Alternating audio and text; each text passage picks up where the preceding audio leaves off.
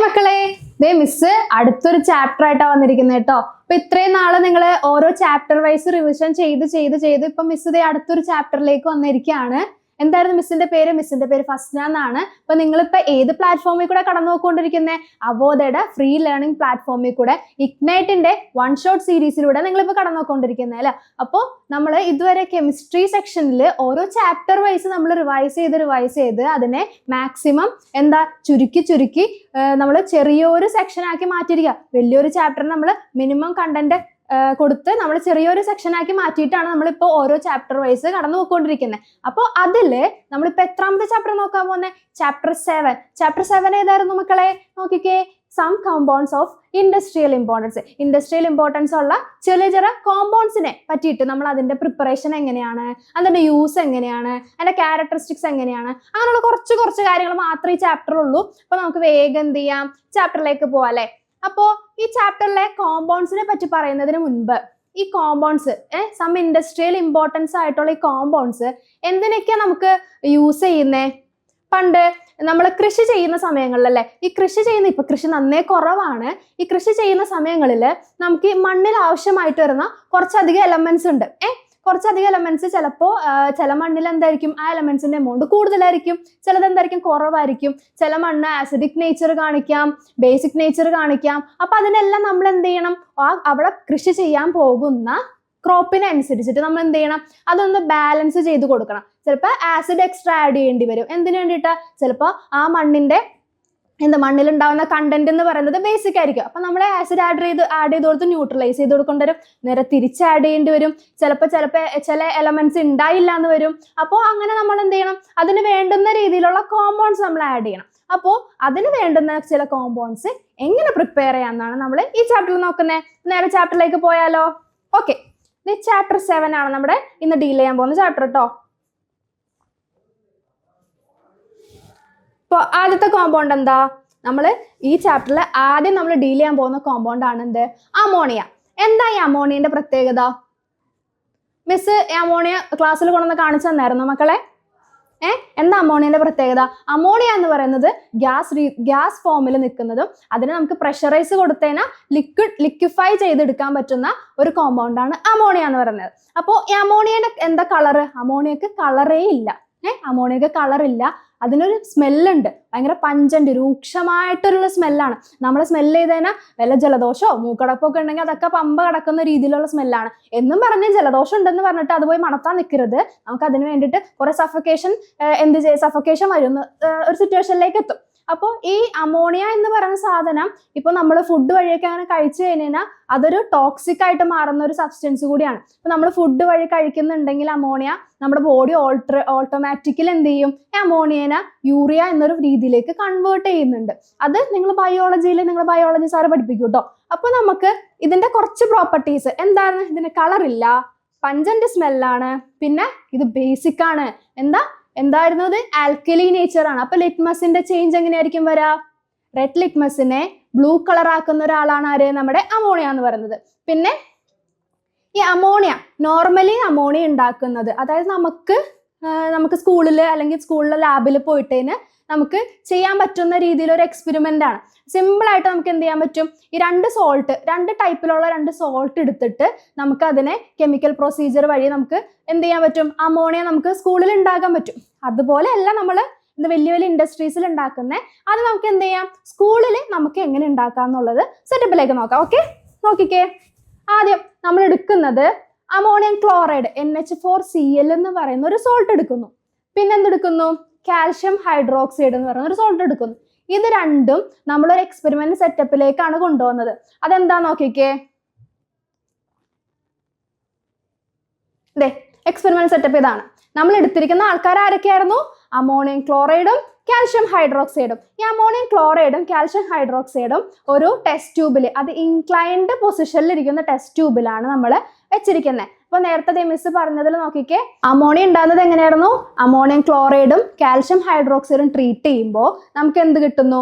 Ammonia, water, calcium ക്ലോറൈഡും കിട്ടുന്നുണ്ട് കേട്ടോ. Calcium chloride നമുക്ക് പ്രൊഡക്റ്റ് ആയിട്ട് കിട്ടുന്നുണ്ട്. അപ്പോൾ ഈ കിട്ടുന്നതിലെ നമ്മുടെ വാട്ടർ എന്ന് പറയുന്ന ആള് കുറച്ച് ഡേഞ്ചറസ് ആണ്.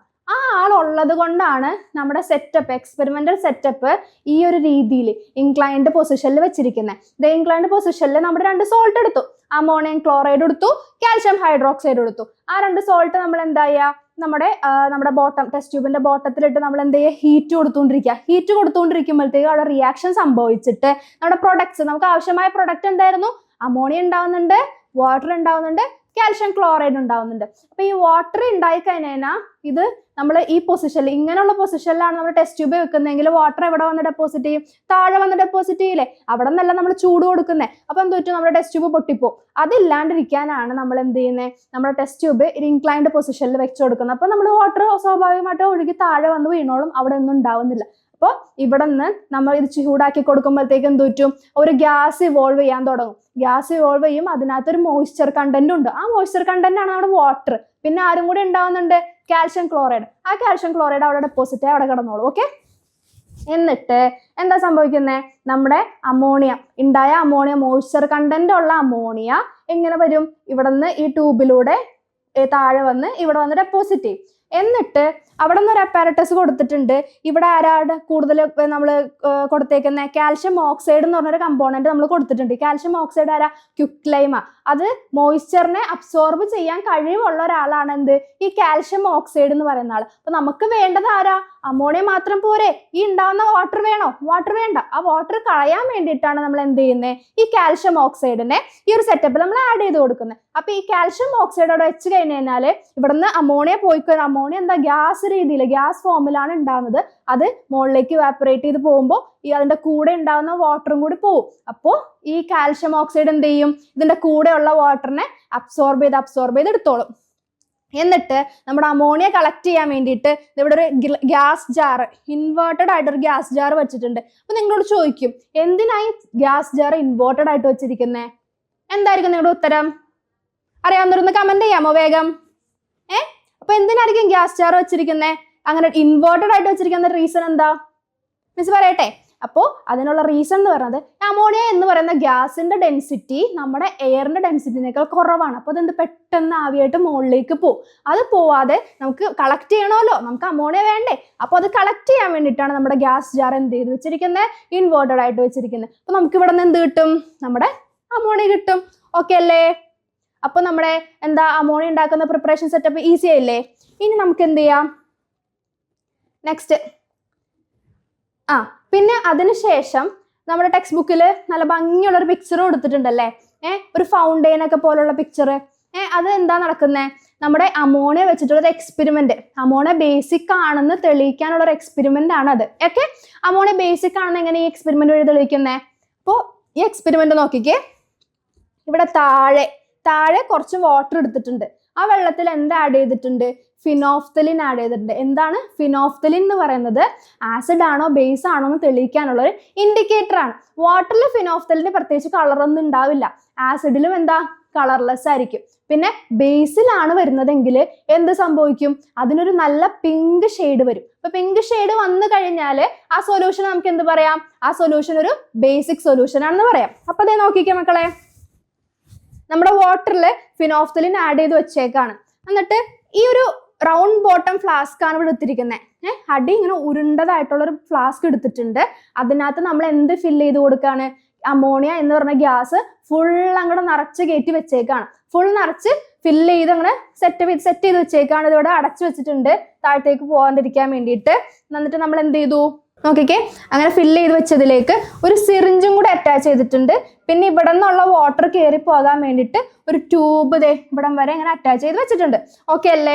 അപ്പോൾ ഈ സിറിഞ്ചിൽ നമ്മൾ വെള്ളം നിറച്ചിട്ടാണ് സിറിഞ്ച് വെച്ചിരിക്കുന്നത്. ആ സിറിഞ്ചിൽ നിന്ന് കുറച്ച് വെള്ളം എന്ത് ചെയ്യും, നമ്മളിങ്ങനെ പൊക്കി കൊടുക്കുമ്പോഴത്തേക്കും സിറിഞ്ചിൽ നിന്ന് വെള്ളം മുകളിലേക്ക് കയറും. ഈ മുകളിലേക്ക് കയറുന്ന വെള്ളത്തിന് ഈ അമോണിയനെ ഡിസോൾവ് ചെയ്യിപ്പിക്കാൻ, അലിയിപ്പിച്ച് കളയാനുള്ള കഴിവ് ആർക്കുണ്ട്, വെള്ളത്തിനുണ്ട്. അപ്പോൾ ഈ വെള്ളത്തിൽ അലിയുന്ന ഒരു സ്വഭാവം ആർക്കുണ്ട്, അമോണിയക്കുണ്ട്. അപ്പോൾ ഒരു സ്വഭാവം പഠിച്ചില്ലേ, അമോണിയക്ക് വെള്ളത്തിൽ അലിയാനുള്ള കഴിവുണ്ട്. അപ്പോൾ വെള്ളത്തിൽ അങ്ങനെ അലിഞ്ഞു കഴിഞ്ഞാല് എന്താ സംഭവിക്കുന്നത് നോക്കിക്കേ, വെള്ളത്തിൽ അങ്ങനെ അലിഞ്ഞു കഴിയുമ്പോൾ എന്ത് പറ്റും, ഇവിടെ നിന്നുള്ള അമോണിയ ഗ്യാസിന്റെ പ്രഷർ അങ്ങ് കുറയും. അമോണിയ ഗ്യാസിന്റെ പ്രഷർ കുറയുമ്പോൾ ഇവിടെ താഴെ പ്രഷർ കൂടുതലല്ലേ, ഇവിടെ നിന്നുള്ള വെള്ളം എന്ത് ചെയ്യും, മുകളിലേക്ക് ഒരു ഫൗണ്ടെയിൻ പോലെ വരും. അപ്പോൾ ഓൾറെഡി അമോണിയ ഗ്യാസ് അവിടെ ഉണ്ട് കുറച്ച്. അപ്പോൾ അമോണിയ ബേസിക് ആയതുകൊണ്ട് ഈ താഴേന്ന് പോകുന്ന വെള്ളത്തിൽ എന്തുണ്ട്, ഫിനോഫ്തലിൻ ഉള്ളത് കൊണ്ടും ബേസിക് ആയിട്ടുള്ള സബ്സ്റ്റൻസിൽ ഫിനോഫ്തലിൻ എന്ത് കളർ കാണിക്കും മക്കളെ? എന്ത് കളറാ കാണിക്കുക? പിങ്ക് കളർ കാണിക്കും. ആ പിങ്ക് കളറാണ് ഇത്ര ഭംഗിയിൽ ഒരു ഫൗണ്ടെയിൻ പോലെ വന്നുകൊണ്ടിരിക്കുന്നത്. അപ്പൊ ഈ വെള്ളം പിന്നെയും പൊക്കോണ്ടിരിക്കുമ്പോഴത്തെ അവിടെ ഓൾറെഡി ഉള്ള അമോണിയ ഡിസോൾവ് ചെയ്ത് പോകും, പിന്നെയും താഴേന്ന് വെള്ളം കയറി പൊക്കോണ്ടിരിക്കും. അപ്പോൾ ഒരു ഇങ്ങനെ ഫൗണ്ടെയിൻ പോലെ പിങ്ക് കളറിൽ നല്ല ഭംഗിയിൽ കാണാൻ പറ്റും. അതാണ് എന്ത്, അമോണിയയുടെ ഒരു ചെറിയൊരു എക്സ്പെരിമെന്റ്. ഇതിൽ നിന്ന് നമുക്ക് എന്ത് മനസ്സിലാക്കാം? അമോണിയ വെള്ളത്തിൽ ഡിസോൾവ് ചെയ്യുന്നു മനസ്സിലായി. അതുകൊണ്ടാണല്ലോ സിറിഞ്ചിൽ നിന്ന് പോകുന്ന വെള്ളം കയറിയപ്പോ അവിടുത്തെ പ്രഷർ കുറഞ്ഞ് ഇവിടെ താഴ്ന്ന വെള്ളം പോയത്. പിന്നെ എന്താ, ഫിനോഫ്തലിൻ എന്താ ബേസിക് സൊല്യൂഷനിൽ പിങ്ക് കാണിക്കുന്നതുകൊണ്ട് അമോണിയയുടെ സ്വഭാവം എന്താണ്, ബേസിക് ആണെന്ന് മനസ്സിലായി. അപ്പോൾ അമോണിയ 2 സ്വഭാവങ്ങൾ നമുക്ക് മനസ്സിലായി. പിന്നെ വാട്ടർ നമ്മൾ ഇൻജെക്ട് ചെയ്യുമ്പോൾ പ്രഷർ ഡിഗ്രീസ് ചെയ്യും, അതോടത്ത് ഒരു സെറ്റപ്പ് ആണ് പറഞ്ഞത്. അപ്പൊ 2 സ്വഭാവം മനസ്സിലായി. ഒന്നെന്ന് പറയുന്നത് എന്താണ്, വാട്ടറിലെ അമോണിയ ഡിസോൾവ് ചെയ്യുമെന്ന് പറഞ്ഞു. 2 പറഞ്ഞത് എന്തായിരുന്നു, അമോണിയക്ക് ഒരു ബേസിക് സ്വഭാവം ഉണ്ടെന്ന് മനസ്സിലായി. ഓക്കെ ആണല്ലോ. ഇനി ഇതേപോലെയാണോ നമ്മൾ കമ്പനികളിൽ ഇൻഡസ്ട്രീസിൽ അമോണിയ പ്രിപ്പയർ ചെയ്യുക? ഒരിക്കലല്ല. ഇത് ഭയങ്കര ലോങ് ആയിട്ടുള്ള പ്രൊസീജിയറാണ്. അപ്പൊ ഇത്രയും വലിയ സെറ്റപ്പും കാര്യങ്ങളൊക്കെ വെക്കേണ്ടി വരും, 2 സോൾട്ട് എടുക്കേണ്ടി വരും. അങ്ങനെയല്ല നമ്മൾ എന്ത് ഇൻഡസ്ട്രീസിൽ അമോണിയ പ്രോസസ് ചെയ്യുന്നത്. എങ്ങനെ ഇൻഡസ്ട്രീസിൽ അമോണിയ പ്രൊഡ്യൂസ് ചെയ്യുന്നതെന്നാണ് നമ്മൾ നെക്സ്റ്റ് നോക്കുന്നത്. അപ്പോൾ ഇൻഡസ്ട്രീസിൽ അമോണിയ പ്രൊഡ്യൂസ് ചെയ്യുന്ന പ്രോസസ്സിന്റെ പേരെന്താണ്? Haber process. എന്താ, ഹേബർ പ്രോസസ് വഴിയാണ് ഇൻഡസ്ട്രീസിൽ അമോണിയ പ്രൊഡ്യൂസ് ചെയ്യുന്നത്. അപ്പൊ ഇത് നോക്കിക്കേ, ഇതിനകത്ത് നമ്മൾ എടുക്കുന്ന 2 ആൾക്കാരാ, നൈട്രജനും ഹൈഡ്രജനും. എന്തൊക്കെയാ? നൈട്രജനും ഹൈഡ്രജനും. ഈ നൈട്രജനും ഹൈഡ്രജനും യൂസ് ചെയ്തിട്ടാണ് നേരെ നമ്മൾ അമോണിയയിലേക്ക് പ്രിപ്പറേഷൻ നടക്കുന്നത്. ഈ നൈട്രജൻ നമുക്ക് എവിടെ നിന്ന് കിട്ടും? നൈട്രജൻ അറിയാം, അറ്റ്മോസ്ഫിയറിൽ ഏറ്റവും കൂടുതലുള്ള ഒരാളാണ് നൈട്രജൻ. അപ്പൊ അറ്റ്മോസ്ഫിയറിൽ നൈട്രജൻ എടുക്കാം. ഹൈഡ്രജൻ എടുക്കാനോ? വാട്ടറിന് ഒന്ന് ഇലക്ട്രോലൈസിസ് കൊടുത്താൽ മതി. ഇലക്ട്രോലൈസിസ് ചെയ്യുമ്പോൾ വാട്ടർ സ്പ്ലിറ്റ് ചെയ്ത് അതിൽ നിന്ന് ഹൈഡ്രജനും കിട്ടും. എളുപ്പമല്ലേ? നൈട്രജൻ എന്ത് അറ്റ്മോസ്ഫിയറിൽ നിന്ന് കിട്ടുന്നു, ഹൈഡ്രജൻ നമുക്ക് വാട്ടർ ഇലക്ട്രോലൈസിസ് ചെയ്ത് കഴിഞ്ഞാൽ അതും കിട്ടുന്നു. ഈ നൈട്രജനും ഹൈഡ്രജനും എത്ര റേഷ്യോയിൽ എടുക്കുന്നേ? 1:3 എന്ന റേഷ്യോയിൽ. അതായത് ഒരു നൈട്രജൻ ആണെങ്കിൽ അതിന് 3 ഹൈഡ്രജൻ എന്നൊരു അളവിലാണ്, 1:3 റേഷ്യോയിലാണ് നമ്മൾ എന്തെടുക്കുന്നത്, നൈട്രജനും ഹൈഡ്രജനും. എന്തിനു വേണ്ടിയിട്ട്? ഹേബർ പ്രോസസ് വഴി അമോണിയ പ്രൊഡ്യൂസ് ചെയ്യാൻ വേണ്ടിയിട്ട് എടുക്കുന്നത്. ഓക്കെ ആണല്ലോ. നോക്കിക്കേ, പിന്നെ ഇവിടെ കൊടുക്കുന്നത് നല്ല ഹൈ ടെമ്പറേച്ചറും ഹൈ പ്രഷറും കൊടുക്കുന്നുണ്ട്. ഹൈ ടെമ്പറേച്ചർ പ്രഷറിൽ നൈട്രജൻ എന്ത് ചെയ്യും? നൈട്രജൻ ഹൈഡ്രജൻ കമ്പൈൻ ചെയ്തിട്ടാണ് നമ്മുടെ ആരെ കിട്ടുന്നത്? എന്ത് കിട്ടുന്നത്? നമ്മുടെ അമോണിയനെ കിട്ടുന്നത്. ഓക്കെ ആണല്ലോ. അപ്പോ പിന്നെ ഇവിടെ ഒരു ആളെയും കൂടി നമ്മൾ എക്സ്ട്രാ യൂസ് ചെയ്യുന്നുണ്ട്. എന്താ? ഒരു സ്പോഞ്ച് ചെയ്യണം, അതായത് പൊടിച്ച ഒരു അയൺ യൂസ് ചെയ്യുന്നുണ്ട്. അതൊരു കാറ്റലിസ്റ്റ് ആയിട്ട്. കാറ്റലിസ്റ്റ് എന്തിനാ നമ്മളെ മക്കളെ യൂസ് ചെയ്യുന്നത്? കാറ്റലിസ്റ്റ് യൂസ് ചെയ്യുന്നത് നമ്മുടെ റിയാക്ഷന്റെ റേറ്റ് കൂട്ടി കൊടുക്കാൻ. അത് ഇത് ഹൈഡ്രജൻ വിത്ത് നൈട്രജൻ നമ്മൾ റിയാക്ട് ചെയ്യിപ്പിക്കുമ്പോൾ ഈ സ്പോഞ്ച് അയൺ കൂടി ഇട്ട് കഴിഞ്ഞാൽ പെട്ടെന്ന് റിയാക്ട് ചെയ്ത് ആരെ കിട്ടും? നമ്മുടെ അമോണിയനെ കിട്ടും. അങ്ങനെ പെട്ടെന്ന് റിയാക്ട് ചെയ്യാൻ വേണ്ടിയിട്ട് അതിന്റെ ഇടയിൽ കയറി കളിക്കുന്ന ഒരാളാണ് ആര്? നമ്മുടെ സ്പോഞ്ച് അയൺ എന്ന് വിളിക്കുന്നത്. അപ്പോൾ ഇവിടുത്തെ റിയാക്ഷൻ നോക്കിക്കേ, nitrogen with hydrogen gives NH3 with heat. ഹീറ്റും കൂടി നമുക്ക് ഇവിടെ ഉണ്ടാവുന്ന പ്രോസസ്സിൽ ഒരു ആരോ ഉണ്ട്, മിസ്സായിട്ടുണ്ട്. എന്ത് കിട്ടും? ഹീറ്റ് കിട്ടും. അപ്പോൾ ഹീറ്റ് ഉണ്ടാവുന്നത് കൊണ്ട് തന്നെ ഇത് എന്ത് റിയാക്ഷനാ? ഹീറ്റ് നമുക്ക് പുറത്തേക്കാണ് കിട്ടുന്നത്. അതുകൊണ്ട് ഇത് എന്ത് റിയാക്ഷനാ? എക്സോതെർമിക് റിയാക്ഷനാ. എന്ത് റിയാക്ഷനാണ് മക്കളെ? എക്സോതെർമിക് റിയാക്ഷൻ ആണ് വരുന്നത് കേട്ടോ. ഇനി അമോണിയന്റെ യൂസസ്. അപ്പൊ നമ്മൾ ഹേബർ പ്രോസസ് വഴിയാണ് അമോണിയ ഉണ്ടാക്കുന്നതെന്ന് പഠിച്ചു. ഈ ഉണ്ടാക്കിയ അമോണിയക്ക് എന്തൊക്കെ യൂസസ് ഉണ്ടെന്ന് നോക്കിക്കേ. ഒന്ന്, പ്രിപ്പറേഷൻ ഓഫ് കെമിക്കൽ ഫെർട്ടിലൈസേഴ്സ്. അതായത് നമ്മൾ ഇൻഡസ്ട്രീസിൽ ഉണ്ടാകുന്ന കെമിക്കൽ ഫെർട്ടിലൈസേഴ്സ്, യൂറിയ പോലുള്ള സാധനങ്ങൾ, അമോണിയം സൾഫേറ്റ് പോലുള്ള സാധനങ്ങൾ ഉണ്ടാക്കാനായിട്ട് വേണ്ടുന്ന ആദ്യത്തെ ഒരു കാര്യമാണ് എന്ത്? അമോണിയ. ഓക്കെ. അപ്പൊ അതെ, ammonium sulphate, ammonium phosphate, urea, ഈ സാധനങ്ങളെല്ലാം ഉണ്ടാക്കാൻ ആര് വേണം? അമോണിയ വേണം. നെക്സ്റ്റ് നോക്കിക്കേ, റെഫ്രിജറന്റിൽ കൂളന്റ് ആയിട്ടൊക്കെ നമ്മൾ ആര് ഉപയോഗിക്കും? അമോണിയൻ ഉപയോഗിക്കും. പിന്നെ ആർട്ടിഫിഷ്യൽ ഫൈബർ ആയിട്ടുള്ള നൈലോൺ, റയോൺ, അതായത് നമ്മൾ ഡ്രസ്സിൽ ഉണ്ടാകുന്ന ഫൈബേഴ്സ്, നൈലോൺ, റയോൺ പോലുള്ള ആൾക്കാരെ എന്ത് പ്രൊഡ്യൂസ് ചെയ്യാൻ നമുക്ക് എന്ത് വേണം? അമോണിയ വേണം. നെക്സ്റ്റ് നോക്കിക്കേ, nitric acid. Nitric acid produce ചെയ്യുന്ന പ്രോസസ്സിന്റെ പേരെന്താ? Ostwald process. അത് മറക്കരുത്. എന്താ അമോണിയ പ്രൊഡ്യൂസ് ചെയ്യാൻ വേണ്ടത്? Haber process. നൈട്രിക് ആസിഡിന് വേണ്ടത് ഓസ്റ്റുവാൾ പ്രോസസ്. ഈ ഓസ്റ്റുവാൾ പ്രോസസ്സ് വഴി ഉണ്ടാക്കുന്നത് നൈട്രിക് ആസിഡ് ആണ്. ഈ നൈട്രിക് ആസിഡ് പ്രൊഡ്യൂസ് ചെയ്യാനും അതിന്റെ റോ മെറ്റീരിയൽ ആയിട്ട് ആദ്യത്തെ മെറ്റീരിയൽ ആയിട്ട് നമുക്ക് ആരെ വേണം? അമോണിയ തന്നെ വേണം. അപ്പോൾ അമോണിയ ഉപയോഗിച്ച് നമുക്ക് എന്ത് ചെയ്യാം? നമ്മുടെ നൈട്രിക് ആസിഡിനെ പ്രൊഡ്യൂസ് ചെയ്യാം. ഓക്കെ അല്ലേ? ഇപ്പൊ നമ്മള് ഇത്രയും നേരം പറഞ്ഞത് എന്തായിരുന്നു? അമോണിയ പ്രിപ്പയർ ചെയ്യുന്ന പ്രോസസ്സ് എങ്ങനെയാണ്, ഇൻഡസ്ട്രിയലി പ്രിപ്പയർ ചെയ്യുന്ന പ്രോസസ്സ് എങ്ങനെയാണ്, അതിന്റെ യൂസസ് എങ്ങനെയാണെന്നാണ് പറഞ്ഞത്. ഇനി ഇത് വെച്ചിട്ട് നമുക്ക് കെമിക്കൽ ഇക്വിലിബ്രിയം എന്താന്ന് നോക്കാം. എന്താ നോക്കാൻ പോകുന്നത്? Chemical equilibrium. ഈ കെമിക്കൽ ഇക്വിലിബ്രിയം നോക്കുന്നതിന് മുമ്പ് മിസ് നല്ല ഇൻട്രസ്റ്റിംഗ് ആയിട്ടുള്ള ഒരു എക്സ്പെരിമെന്റ് പറയാം. ഇത് നോക്കിക്കേ, നമ്മള് അമോണിയം ക്ലോറൈഡും പിന്നെ അമോണിയം ഹൈഡ്രോക്സൈഡും എടുക്കാൻ. എന്തൊക്കെയാ എടുക്കുന്നത്? അമോണിയം ക്ലോറൈഡും അമോണിയം ഹൈഡ്രോക്സൈഡും നമ്മൾ ഒരു ടെസ്റ്റ് ട്യൂബിലെടുത്ത് മിക്സ് ചെയ്യണം. അപ്പോൾ എന്താ സംഭവിക്കുന്നത് നോക്കിക്കേ, അവിടെ പെട്ടെന്ന് ഒരു ഗ്യാസ് ഇവോൾവ് ചെയ്യുന്നത് പോലെ തോന്നും. ഗ്യാസ് ഇവോൾവ് ചെയ്യുന്നുണ്ട്. ആ ഗ്യാസ് എന്താ അവിടെ ഉണ്ടാവുന്നത്? നമ്മുടെ അമോണിയ ആണ്. അമോണിയ ഉണ്ടാവുന്നുണ്ട്, വാട്ടർ ഉണ്ടാവുന്നുണ്ട്, പിന്നെ ആരും കൂടി ഉണ്ടാവുന്നുണ്ട്? NaCl ഉണ്ടാവുന്നുണ്ട്. ഒരു ഗ്യാസ് ഇങ്ങനെ പൊങ്ങി വരുന്നത് കാണുമ്പോൾ തന്നെ നമ്മളൊരു ഗ്ലാസ് റോഡ് HCl ഡിപ്പ് ചെയ്ത ഗ്ലാസ് റോഡ് ആ ടെസ്റ്റ് ട്യൂബിന്റെ മൗത്തിൽ കാണിക്കുമ്പോൾ എന്ത് പറ്റും? ഒരു വൈറ്റ് ഫ്യൂംസ്. പിന്നെ ഈ ഗ്യാസ് ഇവോൾവ് ചെയ്യുന്ന ഗ്യാസിന് എന്തോ ഭയങ്കര തിക്കായിട്ടുള്ള വൈറ്റ് ഫ്യൂംസ് ആയിട്ട് മാറുന്നത് കാണാൻ പറ്റും. ആ വൈറ്റ് ഫ്യൂംസ് എന്താണ്? നമ്മൾ നേരത്തെ എടുത്തിരുന്ന NH4Cl അല്ലേ, അമോണിയം ക്ലോറൈഡ്, അത് തന്നെ എന്താ പിന്നെയും റിട്ടേൺ ചെയ്ത് വരികയാണ്. അപ്പൊ നമ്മുടെ ഇവിടെ എടുത്തിരിക്കുന്ന അമോണിയനെ എന്ത് ചെയ്യണം? HCl ഡിപ്പ് ചെയ്ത ഗ്ലാസ് റോഡ് കാണിക്കുമ്പോൾ തിരിച്ച് നമ്മുടെ ആരാവാണ്? NH4Cl ആവാണ്. അപ്പൊ അമോണിയന്റെ കൂടെ HCl ജോയിൻ ചെയ്ത് ആരാവും? NH4Cl ആവും. ഈ NH4Cl-നെ ഒന്ന് ഹീറ്റ് ചെയ്ത് നോക്കിക്കേ, നമുക്ക് തിരിച്ച് മറ്റേ പഞ്ചന്റ് സ്മെല്ല് നമുക്ക് കിട്ടാൻ തുടങ്ങും. പഞ്ചന്റ് സ്മെല്ല് ആരുടെയാ? നമ്മുടെ അമോണിയന്റെ. അപ്പൊ NH4Cl-നെ ഹീറ്റ് ചെയ്ത് കഴിഞ്ഞാൽ തിരിച്ച് ആര് കിട്ടും?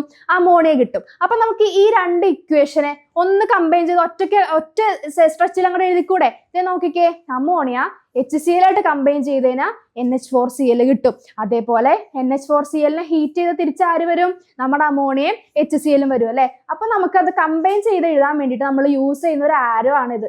ഇങ്ങനെ ഈ ഡബിൾ ഹെഡഡ് ആയിട്ടുള്ള ആരോ. ഇത് ഇങ്ങനെയുള്ള റിയാക്ഷൻസിന് നമ്മൾ എന്ത് വിളിക്കുന്നു?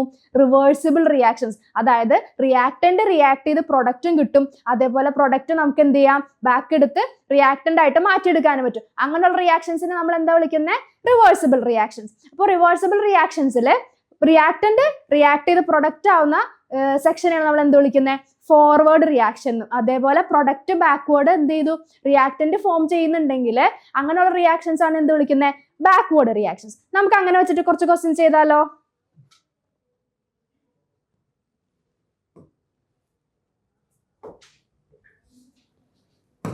നോക്കിക്കേ മക്കളെ, N2 + 3H2 റിവേഴ്സിബിൾ റിയാക്ഷന്റെ ആരോ ഉണ്ട് 2NH3. ഇതിനകത്ത് ഫോർവേഡ് റിയാക്ഷൻസ് ഏതൊക്കെയാണ്?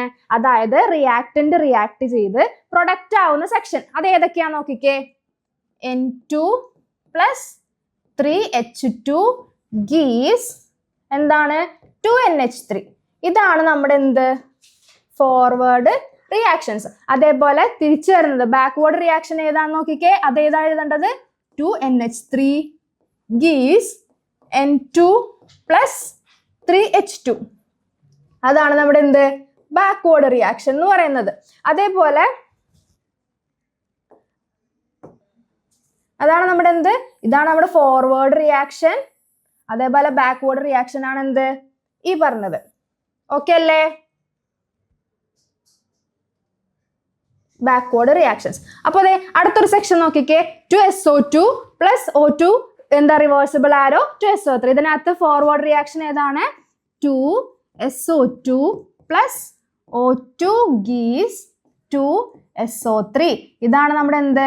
Forward reaction. ഇനി ബാക്ക്വേർഡ് റിയാക്ഷൻ എന്താണ്? നമ്മുടെ പ്രൊഡക്റ്റ് എടുക്കാം. പ്രൊഡക്റ്റ് എന്താ? 2SO3 gives റിയാക്ടന്റ് ആയിട്ട് മാറാണ് 2SO2 + O2. ഇതാണ് നമ്മുടെ എന്ത്? Backward reaction. ഓക്കെ അല്ലേ? അതേപോലെ നെക്സ്റ്റ് നോക്കിക്കേ. H2 + I2 gives എന്താണ്? 2HI. ഇതാണ് നമ്മുടെ ഫോർവേഡ് റിയാക്ഷൻ. ബാക്ക്വേർഡ് റിയാക്ഷൻ എന്തായിരുന്നു? പ്രൊഡക്റ്റ് എടുക്കുക. 2HI gives H2 + I2. ഇതാണ് നമ്മുടെ എന്ത്? Backward reaction. അപ്പൊ ഫോർവേഡ് റിയാക്ഷനും ബാക്ക്വേർഡ് റിയാക്ഷനും കമ്പൈൻ ചെയ്ത് രണ്ട് റിയാക്ഷനും ഒറ്റ സ്ട്രെച്ചിൽ നടക്കുന്നുണ്ടെങ്കിൽ അങ്ങനെയുള്ള റിയാക്ഷൻസ് നമ്മൾ എന്ത് വിളിക്കും? Reversible reactions. ഇത് നടക്കുന്നില്ല, അങ്ങനെ അല്ലാത്ത റിയാക്ഷൻ നമുക്ക് എന്താ വിളിക്കുന്നത്? Irreversible reactions. അതായത് നമ്മൾ അതിനെ ആരോ സിംഗിൾ ഹെഡഡ് ആയിട്ടുള്ള ആരോ വെച്ചിട്ടായിരിക്കും നമ്മൾ ഇൻഡിക്കേറ്റ് ചെയ്യുക. അതിന്റെ എക്സാമ്പിൾ ആണത് NaOHും HClഉം കമ്പൈൻ ചെയ്ത് NaClഉം വാട്ടർ ഉണ്ടാവുന്നത്. അതെന്താ സിംഗിൾ ഹെഡഡ് ആയിട്ടുള്ള ആരോ അല്ല നമ്മൾ ഇൻഡിക്കേറ്റ് ചെയ്തിരിക്കുന്നത്. അങ്ങനെയുള്ള റിയാക്ഷൻസ് ആണ് എന്ത് ഇറിവേഴ്സിബിൾ റിയാക്ഷൻസ്. എന്താണ് ഇറിവേഴ്സിബിൾ ആയിട്ടുള്ള റിയാക്ഷൻസ് ആണ് ഇത്. ഇത് നമുക്ക് തിരിച്ച് പ്രൊഡക്റ്റിന് തിരിച്ച് നമുക്ക് എന്തെടുക്കാൻ പറ്റില്ല, റിയാക്ടൻസിന് എടുക്കാൻ പറ്റില്ല. ഓക്കെ ആണല്ലോ. ഓക്കെ. അപ്പോൾ നമ്മൾ ഈ ഫോർവേഡ് ആൻഡ് ബാക്ക്വേർഡ് റിയാക്ഷൻസിനെ കമ്പൈൻ ചെയ്തിട്ട് നമുക്ക് പറയാൻ പറ്റുന്നതാണ് കെമിക്കൽ ഇക്വിലിബ്രിയം എന്ന് പറയുന്നത്. എന്താ കെമിക്കൽ ഇക്വിലിബ്രിയം നോക്കിക്കേ. The state with the rate of forward and backward reactions എന്താണ് ബിക്കം ഈക്വൽ. ഫോർവേഡ് റിയാക്ഷന്റെ റേറ്റും ബാക്ക്വേർഡ് റിയാക്ഷന്റെ റേറ്റും ഈക്വൽ ആവുന്ന ആ സിറ്റുവേഷൻ അല്ലെങ്കിൽ ആ പോയിന്റിനെ നമ്മൾ എന്ത് വിളിക്കുന്നത്, ആ പോയിന്റിനാണ് നമ്മൾ എന്ത് വിളിക്കുന്ന കെമിക്കൽ ഇക്വിലിബ്രിയം എന്ന് വിളിക്കുന്നത്. അപ്പോൾ ഇറിവേഴ്സിബിൾ റിയാക്ഷൻസിലെ ഫോർവേഡ് റിയാക്ഷനും ബാക്ക്വേർഡ് റിയാക്ഷനും എന്താ ഈക്വൽ ആവുന്ന പോയിന്റ് നമ്മൾ എന്ത് വിളിക്കും, കെമിക്കൽ ഇക്വിലിബ്രിയം എന്ന് വിളിക്കും. ഈ ഒരു ഗ്രാഫ് നോക്കിക്കേ, നമ്മുടെ അമോണിയ ഉണ്ടാക്കുന്ന പ്രോസസ്സാണ്. ഇതേ എന്താ നൈട്രജനും ഹൈഡ്രജനും ചേർന്ന് അമോണിയ ഉണ്ടാക്കുന്നു. ഈ പോയിന്റ് നമ്മൾ എന്താ വിളിക്കുക, ഇതിനെയാണ് നമ്മൾ എന്ത് വിളിക്കുന്നത്, ഫോർവേഡ് റിയാക്ഷൻ എന്ന് വിളിക്കുന്നത്. ഈ പോയിന്റ് ആണ് നമ്മുടെ ഫോർവേഡ് റിയാക്ഷൻ. നെക്സ്റ്റ് നോക്കിക്കേ, അത് പ്രൊഡക്റ്റ് അമോണിയ തിരിച്ച് നൈട്രജനും എന്താവുന്നു ഹൈഡ്രജൻ ആവുന്നത്, ആ റിയാക്ഷൻ ആണ് ബാക്ക്വേർഡ് റിയാക്ഷൻ. ഇത് രണ്ടും ഈക്വൽ ആവുന്ന ഈ ഒരു പോയിന്റ് ഇല്ലേ, എ എന്ന് പറയുന്ന പോയിന്റ് ആണ് എന്ത് പോയിന്റ് ഓഫ് ഇക്വിലിബ്രിയ എന്ന് പറയുന്നത്. ഇതെന്താ ഈ പോയിന്റിന് നമ്മൾ എന്ത് വിളിക്കുന്നത്, പോയിന്റ് ഓഫ് ഇക്വിലിബ്രിയ. അപ്പോ നമ്മളോട് ക്വസ്റ്റ്യനിൽ ചോദിക്കും ഈ ഒരു പോയിന്റ് എന്താണ്, അത് ഫോർവേഡ് റിയാക്ഷൻ ആണ്. ഇതെന്തായിരുന്നു ബാക്ക്വേർഡ് റിയാക്ഷൻ. എ എന്ന് പറയുന്ന പോയിന്റ് രണ്ട് ഫോർവേഡ് റിയാക്ഷനും ബാക്ക്വേർഡ് റിയാക്ഷന്റെ റേറ്റ് ഈക്വൽ ആവുന്ന പോയിന്റ് ആണ്, അത് പോയിന്റ് ഓഫ് ഇക്വിലിബ്രിയം. അപ്പോൾ അവിടെ നടക്കുന്നതാണ് രണ്ട് റിവേഴ്സിബിൾ റിയാക്ഷൻസ്. ഓക്കെ ആണല്ലോ. അപ്പൊ ഇതാണ് കെമിക്കൽ ഇക്വിലിബ്രിയം എന്ന് പറയുന്നത്. ഓക്കെ. അപ്പോൾ ഇത് വെച്ചിട്ട് നമ്മുടെ ലേ ഷാറ്റ്ലെയർ എന്ന് പറയുന്ന സയന്റിസ്റ്റ് ഒരു തത്വം, ഒരു പ്രിൻസിപ്പിള് പുട്ട് ഫോർവേഡ് ചെയ്തു. അതെന്താ നോക്കിക്കേ, വെൻ ദ കോൺസെൻട്രേഷൻ, പിന്നെന്താ കോൺസെൻട്രേഷനും പ്രഷർ ഓർ ടെമ്പറേച്ചർ, ഈ മൂന്ന് കാര്യങ്ങൾ ഒരു സിസ്റ്റത്തിന്റെ, നമ്മൾ റിയാക്ഷൻ നടത്തുന്ന സിസ്റ്റത്തിന്റെ കോൺസെൻട്രേഷൻ, പ്രഷർ, ടെമ്പറേച്ചർ, ഈ മൂന്ന് കാര്യങ്ങൾ എന്താ ഇക്വിലിബ്രിയത്തിലാണ്. System is at equilibrium change. അപ്പൊ ഇതിന് എന്തെങ്കിലും ഒരു ചേഞ്ച് പറ്റിക്കഴിഞ്ഞാൽ എന്ത് ചെയ്യും, ആ സിസ്റ്റം എന്ത് ചെയ്യും, അതിനെ ഇക്വിലിബ്രിയം അറ്റൈൻ ചെയ്യാൻ വേണ്ടിയിട്ട് അല്ലെങ്കിൽ ഈ ചേഞ്ചിനെ നള്ളിഫൈ ചെയ്യാൻ വേണ്ടിയിട്ട്, ഇക്വിലിബ്രിയം അറ്റൈൻ ചെയ്യാൻ വേണ്ടിയിട്ട് എന്ത് ചെയ്യും, പുതിയ സ്റ്റേറ്റ് ഓഫ് ഇക്വിലിബ്രിയത്തിലേക്ക് എത്താനായിട്ട് നോക്കും. അതിനെയാണ് നമ്മൾ എന്ത് വിളിക്കുന്നത്, ലേ ഷാറ്റ്ലെയർ പ്രിൻസിപ്പിൾ. അത് നോക്കിക്കേ, when the concentration, pressure and temperature of the system at the equilibrium change, the system will readjust itself so as to nullify the effect of the change. അപ്പൊ ഈ ചേഞ്ച് കാരണം ആ സിസ്റ്റത്തിന് എന്തെങ്കിലും ഒരു എഫക്ട് സംഭവിച്ചിട്ടുണ്ടെങ്കിൽ അത് നള്ളിഫൈ ചെയ്യാൻ വേണ്ടിയിട്ട് ആ സിസ്റ്റം എന്ത് ചെയ്യും, ഒന്ന് റീഅഡ്ജസ്റ്റ് ചെയ്യും. ആ ഒരു പ്രോസസ്സാണ്, അല്ലെങ്കിൽ അതിനെ വെച്ചിട്ട് കൺഫേം ചെയ്തേക്കുന്ന ഒരു പ്രിൻസിപ്പിൾ ആണ് എന്ത്, ലേ ഷാറ്റ്ലെയർ പ്രിൻസിപ്പിൾ. ഓക്കെ ആണല്ലോ. ഇപ്പൊ നോക്കിക്കേ, ഈ ഇക്വിലിബ്രിയത്തിന്റെ ക്യാരക്ടറിസ്റ്റിക്സ് എങ്ങനെയൊക്കെയാന്ന് നോക്കിക്കേ. അപ്പൊ ഇക്വിലിബ്രിയത്തിലായിരിക്കുമ്പോൾ നമ്മുടെ റിയാക്ടന്റും പ്രൊഡക്റ്റും എന്താ കോഎസിസ്റ്റ്. അപ്പോൾ അതായത് റിയാക്ടന്റിന്റെ റേറ്റും എന്താണ്, പ്രൊഡക്റ്റിന്റെ റേറ്റും, rate of the chemical reactant react ചെയ്ത് പ്രൊഡക്റ്റ് ആവുന്ന റേറ്റും, അതേപോലെ ബാക്ക്വേർഡ് പ്രൊഡക്റ്റ് റിയാക്ടന്റ് ആവുന്ന റേറ്റ് എന്ന് പറയുന്നത് എന്തായിരിക്കും, ഈക്വൽ ആയിരിക്കുന്ന കണ്ടീഷനാണ് ഇക്വിലിബ്രിയം എന്ന് വിളിക്കുന്നത്. പിന്നെന്താണ്, ഫോർവേഡ് റിയാക്ഷന്റെ ബാക്ക്വേർഡ് റിയാക്ഷന്റെ റേറ്റ് ഈക്വൽ ആയിരിക്കും. കെമിക്കൽ ഇക്വിലിബ്രിയം എന്ന് പറഞ്ഞാൽ ഡൈനാമിക് ആയിരിക്കും. എന്ന് വെച്ചാൽ പെട്ടെന്ന് റിയാക്ട് ചെയ്ത് പ്രൊഡക്റ്റ് ആവാ, അല്ലെങ്കിൽ അവിടെ കൂടിക്കന്നെ പ്രൊഡക്റ്റ് കൂടിക്കന്നെ തിരിച്ച് റിയാക്ട് ചെയ്ത് ബാക്ക്വേർഡ് വന്നിട്ട് റിയാക്ടന്റ് ആയിട്ട് മാറാന്നുള്ളത്. അതേപോലെ ഒരു ക്ലോസ്ഡ് സിസ്റ്റത്തിൽ മാത്രമേ നമ്മുടെ ഇക്വിലിബ്രിയം എന്ന് പറയുന്ന കണ്ടീഷൻ പോസിബിൾ ആവുള്ളൂ. ഇതൊക്കെയാണ് നമ്മുടെ എന്ത് ഇക്വിലിബ്രിയത്തിന്റെ ക്യാരക്ടറിസ്റ്റിക്സ് ആയിട്ട് നമ്മൾ പറയുന്നത് കേട്ടോ. നമുക്ക് നോക്കിക്കാം എന്തൊക്കെ കാര്യങ്ങളാണ് ഇപ്പൊ കോൺസെൻട്രേഷൻ പറഞ്ഞു, പ്രഷർ പറഞ്ഞു, ടെമ്പറേച്ചർ പറഞ്ഞു, ഇതൊക്കെ എങ്ങനെ ഏത് രീതിയിലാണ് അഫക്ട് ചെയ്യുന്നതെന്നാണ് നമ്മൾ എന്ത് ചെയ്യാൻ പോകുന്നത്, നെക്സ്റ്റ് നോക്കാൻ പോകുന്നത്. അപ്പൊ നോക്കിക്കേ, കോൺസെൻട്രേഷൻ ഓഫ് ദി ഇക്വിലിബ്രിയം. ഇക്വിലിബ്രിയത്തിന്റെ കോൺസെൻട്രേഷനിൽ എന്തെങ്കിലും ചേഞ്ച് വന്നു എന്ന് വിചാരിക്കാം. ഇപ്പോ നമ്മൾ അമോണിയ ഉണ്ടാക്കുന്ന ഒരു കേസ് പറഞ്ഞില്ലേ, അപ്പൊ അമോണിയ നൈട്രജനും വേണം ഹൈഡ്രജനും വേണം. അപ്പൊ അതിന്റെ ഏതെങ്കിലും ഒരു എമൗണ്ടിന്, ഈ റിയാക്ടന്റിന്റെ എമൗണ്ട്, നൈട്രജന്റെയോ ഹൈഡ്രജന്റെയോ എമൗണ്ട് കൂടി, രണ്ട് റിയാക്ടന്റ് എമൗണ്ട് കൂടുതലാക്കി കഴിഞ്ഞാൽ എന്ത് പറ്റും, പെട്ടെന്ന് എന്ത് ചെയ്യും, പ്രൊഡക്റ്റ് ഉണ്ടാവാനായിട്ട് തുടങ്ങും. നേരെ മറിച്ച് പ്രൊഡക്റ്റ് ഉണ്ടാവുന്നത് കൂടുതലാണ്. അപ്പോൾ റിയാക്ടന്റിന്റെ എമൗണ്ടിനേക്കാളും പ്രൊഡക്റ്റിന്റെ എമൗണ്ട് ആ കൂടുതലെങ്കിൽ എന്ത് പറ്റും, അത് തിരിച്ച് റിയാക്ടന്റ് അല്ലെങ്കിൽ പ്രൊഡക്റ്റ് റിയാക്ടന്റിന്റെ സൈഡിലേക്ക് എന്ത് ചെയ്യാൻ തുടങ്ങും, റിയാക്ഷൻ നടക്കാൻ തുടങ്ങും. അപ്പോൾ പ്രൊഡക്റ്റ് വിഘടിച്ചിട്ട് എന്ത് പറ്റും, നമ്മുടെ റിയാക്ടന്റ് ഫോം ചെയ്യാണ്. അതേപോലെ ഇപ്പൊ മനസ്സിലായില്ലേ, റിയാക്ടന്റ് കൂടുതലാണെങ്കിൽ എന്ത് ചെയ്യും, റിയാക്ഷൻ ഫോർവേഡ് റിയാക്ഷൻ ആയിരിക്കും കൂടുതലും നടക്കുക. അപ്പോൾ concentration of the reactant increase ചെയ്ത് എന്ത് ചെയ്യും, forward reaction increases. Concentration of product ആണ് ഇൻക്രീസ് ചെയ്യുന്നതെങ്കിലോ എന്താണ്, increases in the backward direction. Backward reaction ആയിരിക്കും നമ്മൾ എന്ത് സംഭവിക്കുന്നത്, റിയാക്ഷൻ റേറ്റ് ഇൻക്രീസ് ചെയ്യാന്നുള്ളത്. ഇനി pressure of the chemical equilibrium. ഈ പ്രഷർ എഫക്ട് ചെയ്യുന്ന കേസ് എവിടെയാന്ന് വെച്ച് കഴിഞ്ഞാൽ ഗ്യാസിന്റെ കേസ്, ഗ്യാസിന്റെ എന്താ സിസ്റ്റത്തിലെ മാത്രമായിരിക്കും നമുക്ക് പ്രഷറിന് എഫക്ട് സംഭവിക്കുക. ഇപ്പൊ സോളിഡിന്റെയോ ലിക്വിഡിന്റെയോ കേസ് വരാണെങ്കിൽ അതിന് പ്രഷറിന് ഒരു എഫക്റ്റും സംഭവിക്കാനില്ല. ഇപ്പൊ ഗ്യാസിന്റെ കേസ് മാത്രം നമ്മൾ നോക്കിയാൽ മതി. ഇപ്പോ പ്രഷറിന് ഇപ്പോൾ നമ്മളോട് ഇക്വേഷൻ തന്നേക്കാം, അത് സോളിഡ് ലിക്വിഡ് എന്നുള്ള കൺസെപ്റ്റിലാണ് തന്നിരിക്കുന്നതിൽ പ്രഷറിന് എഫക്ട് ഉണ്ടോ എന്ന് വെച്ചാൽ എന്താ ഒറ്റവാക്കി പറയാം, പ്രഷറിന് എഫക്ട് ഇല്ല. ഇനി നമ്മൾ ഗ്യാസിന്റെ കേസിലാണ് തന്നേക്കുന്നതിൽ പ്രഷറിന്റെ എഫക്ട് എങ്ങനെ കണ്ടുപിടിക്കാൻ പറ്റും നമുക്ക് നോക്കിയാലോ.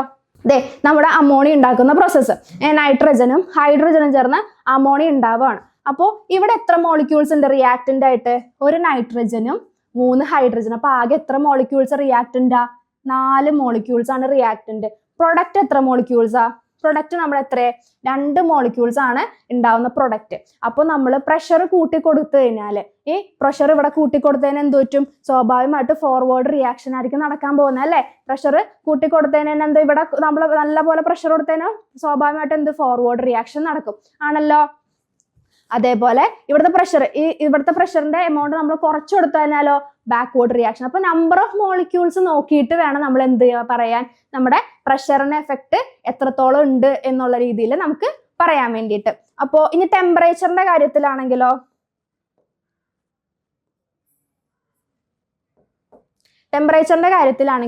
ഈ അമോണിയ ഉണ്ടാവുന്ന പ്രോസസ്സ് എന്ന് പറയുന്നത് എക്സോതെർമിക് ആണ്. അതായത് നൈട്രജനും ഹൈഡ്രജനും റിയാക്ട് ചെയ്ത അമോണിയ ഉണ്ടാവുന്ന പ്രോസസ്സിൽ ഹീറ്റ് ഇവോൾവ് ചെയ്യാണ്. ഹീറ്റ് ഇവോൾവ് ചെയ്യുമ്പോൾ അതൊരു എക്സോതെർമിക് റിയാക്ഷൻ ആണ്. അപ്പൊ എക്സോതെർമിക് റിയാക്ഷനിൽ നമ്മൾ ഇവിടെ ഈ ഒരു ഭാഗത്ത് ഹീറ്റ് കൂട്ടി കൊടുക്കാന്ന് വിചാരിക്കാം. ഹീറ്റിന്റെ എമൗണ്ട് കൂടുമ്പോഴത്തേക്ക് എന്ത് പറ്റും, ഇതിന്റെ ബാക്ക്വേർഡ് ഫ്ലോ ആയിരിക്കും കൂടാൻ തുടങ്ങുക. അപ്പോൾ ബാക്ക്വേർഡ് റിയാക്ഷൻ ആയിരിക്കും ഈ കേസിൽ നമുക്ക് എന്ത് സംഭവിക്കുന്നേ ബാക്ക്വേർഡ് റിയാക്ഷൻ ആയിരിക്കും ഇൻക്രീസ് ചെയ്യുന്നത്. അതേപോലെ ഹീറ്റ് കുറച്ചു കൊടുത്താൽ, അതായത് നമ്മൾ ഇവിടെ ഉണ്ടാകുന്ന ഹീറ്റിനെ റിമൂവ് ചെയ്ത് കൊടുക്കുമ്പോഴത്തേക്ക് എന്ത് പറ്റും, ഫോർവേഡ് റിയാക്ഷൻ കൂടാൻ തുടങ്ങും. ഫോർവേഡ് റിയാക്ഷൻ കൂടാൻ തുടങ്ങും. അപ്പോൾ ഹീറ്റ് കൂട്ടി കൊടുത്തതിന് എന്ത് പറ്റും, ബാക്ക്വേർഡ് റിയാക്ഷൻ ആയിരിക്കും ഈ കേസിൽ ഇൻക്രീസ് ചെയ്യുക. കാരണം ഇത് എക്സോതെർമിക് റിയാക്ഷനാ. എൻഡോതെർമിക് ആണെങ്കിൽ നേരെ തിരിച്ച് സംഭവിച്ചേനെ കേട്ടോ. അപ്പോൾ ഇവിടെ ഹീറ്റിന്റെ എമൗണ്ട് കുറച്ചു കൊടുത്താലോ എന്താ സംഭവിക്കുക, ഹീറ്റിന്റെ എമൗണ്ട് കുറച്ചു കൊടുത്തതിനാൽ ഫോർവേഡ് റിയാക്ഷൻ നടക്കും. കൂട്ടി കൊടുത്തതിന് എന്ത് പറ്റും, ബാക്ക്വേർഡ് റിയാക്ഷൻ ആണ് നടക്കുക. ഓക്കെ ആണല്ലോ. അപ്പോൾ ഇതാണ് നമ്മുടെ ടെമ്പറേച്ചറിന്റെ എഫക്റ്റ് ആയിട്ട് പറയുന്നത്. ഇനി കാറ്റലിസ്റ്റ്. ഇപ്പോൾ നോക്കി, increase in temperature will increase the rate of endothermic reaction ആണ്. ടെമ്പറേച്ചർ ഇൻക്രീസ് ചെയ്തതിന് എൻഡോതെർമിക് റിയാക്ഷൻ ഇൻക്രീസ് ചെയ്യും. ടെമ്പറേച്ചർ ഡിക്രീസ് ചെയ്താലോ എക്സോതെർമിക് റിയാക്ഷൻസ് ആയിരിക്കും എന്ത് പറ്റുക, ഇൻക്രീസ് ചെയ്യുക. ഓക്കെ ആണല്ലോ. അപ്പോൾ നോക്കിക്കഴിഞ്ഞാൽ കാറ്റലിസ്റ്റിന്റെ കേസ് നമ്മൾ നേരത്തെ പഠിച്ചിട്ടുണ്ട്. കാറ്റലിസ്റ്റ് എന്ന് പറഞ്ഞു കഴിഞ്ഞാൽ കെമിക്കൽ റിയാക്ഷന്റെ റേറ്റ് ഇൻക്രീസ് ചെയ്യിക്കാൻ വേണ്ടിയിട്ട് നമ്മൾ ഉപയോഗിക്കുന്ന ഒരു വസ്തുവാണ്. അപ്പൊ കാറ്റലിസ്റ്റ് നമ്മൾ കെമിക്കൽ റിയാക്ഷൻസിൽ ഉപയോഗിച്ചാൽ എന്ത് പറ്റും, നമ്മുടെ ഫോർവേഡ് റിയാക്ഷൻ ഇൻക്രീസ് ചെയ്യിക്കും. അപ്പോൾ കാറ്റലിസ്റ്റിന്റെ എഫക്ട് അങ്ങനെയാണ് കേട്ടോ. അപ്പോൾ catalyst increase the rate of both ഫോർവേഡും ബാക്ക്വേർഡും. അപ്പൊ 2 റിയാക്ഷന്റെ റേറ്റിനെ നമുക്ക് എന്ത് ചെയ്യാൻ പറ്റും, എഫക്ട് ചെയ്യിക്കാൻ വേണ്ടിയിട്ട് അല്ലെങ്കിൽ ഇൻഫ്ലുവൻസ് ചെയ്യിക്കാൻ പറ്റുന്ന ഒരാളാണ് ആര്, നമ്മുടെ കാറ്റലിസ്റ്റ്. ഓക്കെ.